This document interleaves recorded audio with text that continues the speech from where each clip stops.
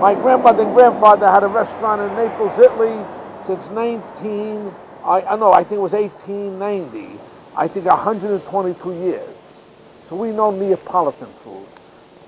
Years ago, all the great restaurants always says Napolitan cuisine, Napolitan. Not that the Sicilians don't cook good in the Calabrese because they're good cooks, but Neapolitan was the most famous food there was.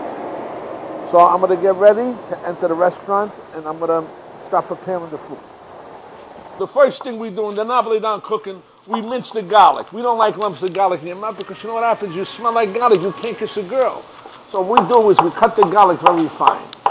Okay. But we mince it very, very fine. Then I get virgin olive oil. I put the virgin olive oil in the pan. After I put the virgin olive oil in the pan, I get the garlic. I put the garlic in my hand. I get the garlic, I put it in the frying pan.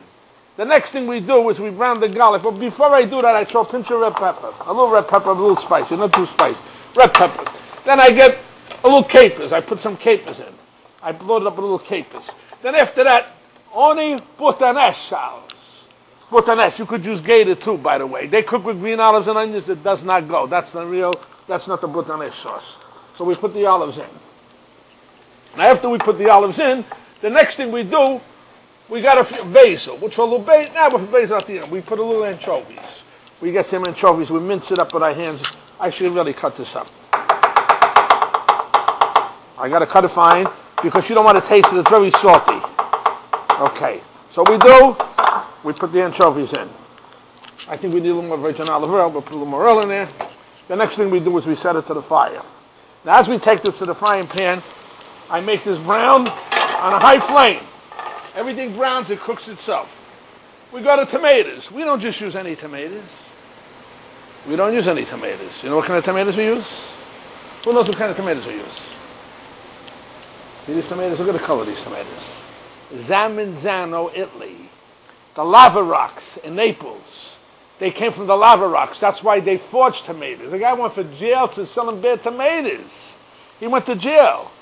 These are the best tomatoes money could buy. So as this is browning up the food, we got the frying pan working. Everything is cooking. But that is a secret that a lot of chefs don't know.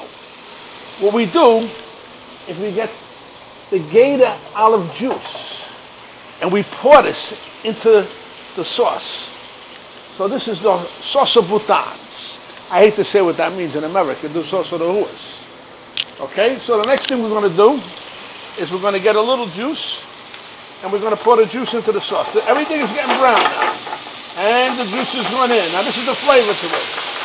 It's going in now. There we go. All right.